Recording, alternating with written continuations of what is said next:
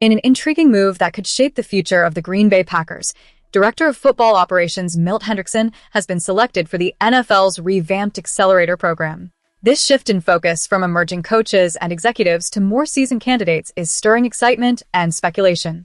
Packers fans, where are you watching from? Share your thoughts in the comments below as we dive into what this means for our beloved team. The NFL's decision to include notable figures like Hendrickson in this year's accelerator program speaks volumes about the league's evolving approach to leadership development. Since its inception in 2022, the program aimed to enhance diversity in the upper echelons of NFL management. However, this year's revision allows for the inclusion of non-minority candidates like Hendrickson, which raises questions about how this might impact the balance of power within the league. Hendrickson's journey to this pivotal moment illustrates his deep ties to the Packers organization. Joining Green Bay in 2019 after a substantial tenure with the Baltimore Ravens, where he honed his skills for 14 years, he has become a key player in the Packers front office. His long-standing relationship with general manager Brian Gutekunst is notable. Gutekunst sought to bring Hendrickson aboard shortly after his promotion in 2018, a move the Ravens initially blocked. But once Hendrickson's contract expired, he made the leap to Green Bay, cementing his status as a crucial component in the team's operational success. As the NFL owners' meetings unfold in Orlando, the exposure Hendrickson will gain through this program could be transformative. He stands to engage with some of the most influential decision-makers in the league, potentially positioning himself for a prominent role, perhaps even as a general manager elsewhere. However, it's worth noting that if he were to leave the Packers for another organization, Green Bay would not receive any compensation, a risk that could have long-term ramifications for the franchise.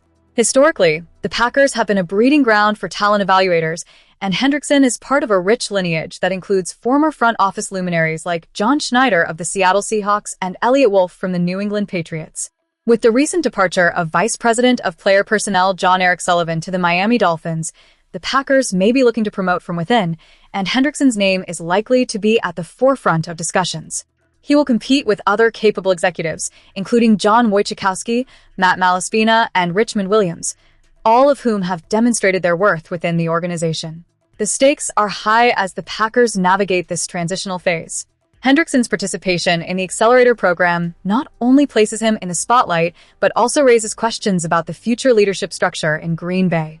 Fans are left to wonder, will the Packers invest in promoting from within, or are we on the cusp of a more significant shakeup? As we pivot to the next segment, keep your eyes peeled for how these developments could affect the Packers' strategy moving forward.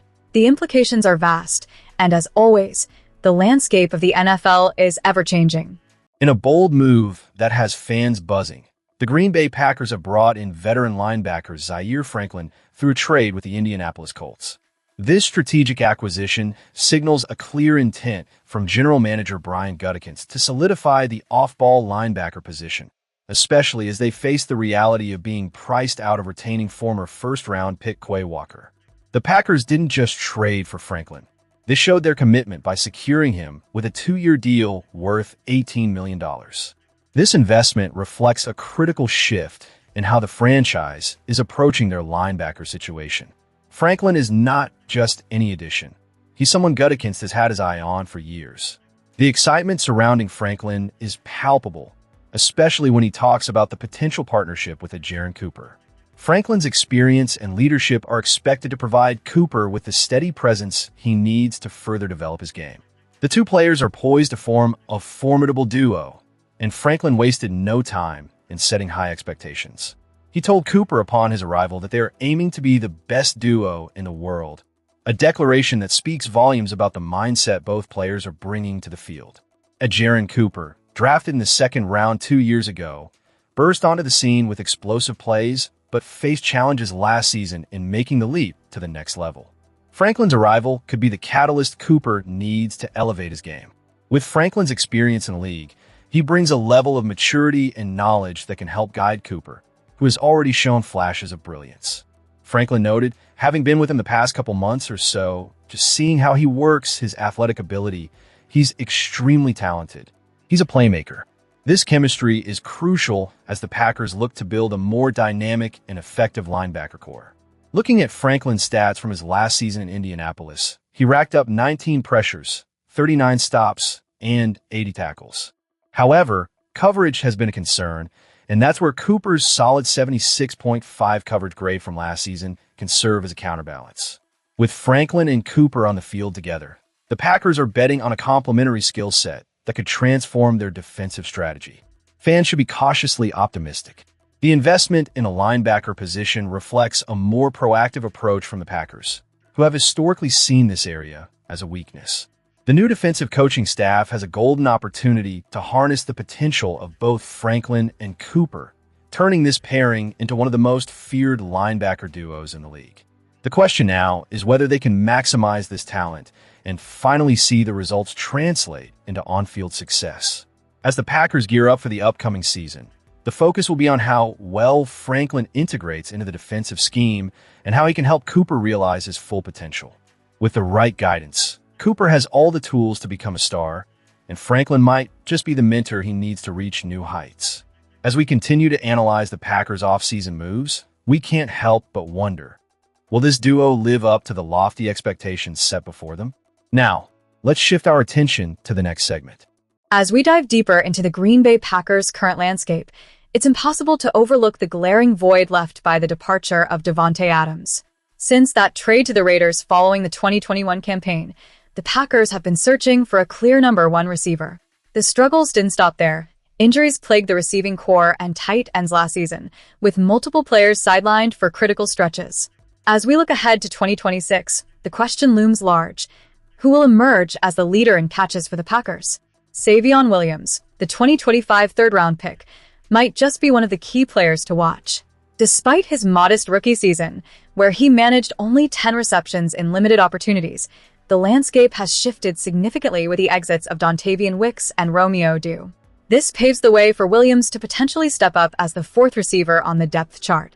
While expectations should be tempered, there's no denying that if Williams can stay healthy and capitalize on the situation, he'll have the chance to increase both his targets and catches. But let's be clear, he'll likely need some luck, specifically an injury to one of the players ahead of him, to really shine this season. The Packers are also banking on Mathew Golden, their first-round pick from 2025, to take a significant leap in 2026. After a rookie campaign that saw him haul in 29 passes for 361 yards, including a crucial touchdown in the playoff clash against Chicago, Golden has shown glimpses of his potential. His combination of excellent hands and speed is undeniable, but the consistency of his footwork and route running remains a concern. As he steps into the role of a full-time starter for the first time, the pressure is on Golden to solidify his place in this offense and make a real impact. Then there's Jayden Reed, who has proven to be a reliable target, leading the Packers in catches during his first 2 seasons despite operating primarily out of the slot. Unfortunately, the 2025 season was marred by injuries, limiting him to just 7 games and resulting in a disappointing 19 catches for 207 yards. The organization has shown its faith in Reed by extending his contract, which indicates they still see him as a core piece of the offense. If he can return to full health and reclaim his role, don't be surprised if he leads the team in catches for the 3rd time in 4 seasons. Let's not forget about Tucker Kraft, who is on track for a standout year before succumbing to a knee injury that sidelined him for the remainder of the season. The Packers are cautiously optimistic about his recovery, hoping he'll be available early in the upcoming season, possibly even by week 1. However, if Kraft is limited early on or put on a play count, that could significantly hinder his chances of leading the team in catches. Nevertheless, his ability to turn short passes into significant gains has made him one of Jordan Love's most dependable targets. If he can stay healthy, he's certainly in the conversation for leading the team in receptions. Lastly, we have Christian Watson, who returned from an ACL injury to finish the 2025 season with 35 catches for 611 yards and 6 touchdowns over just 10 games. His transformation into a more complete receiver has been a sight to behold. He's not just a deep threat anymore, but has also refined his short and intermediate game. With Watson playing on a 1-year contract, the stakes are high. A breakout season in 2026 could set him up for a much more lucrative deal in 2027. The critical factor for Watson is his health. He's yet to complete a full season in his first 4 years. If he can stay on the field, he's poised to be the Packers' #1 wideout and the leading candidate to top the team in catches this year. As we analyze this roster, it's clear that while there are promising candidates to lead the Packers in catches, there are just as many questions and concerns. The potential for breakout seasons exists, but so do the shadows of past injuries and inconsistencies. The upcoming season will be a true test for these players, and we'll be watching closely to see who rises to the occasion. Now, as we wrap up this discussion, I want to hear from you, Packers fans. Where are you watching from, and what are your thoughts on who will lead the team in catches this season? Be sure to drop your opinions in the comments. And if you want to stay updated on all things Green Bay Packers, hit that subscribe button and join the conversation.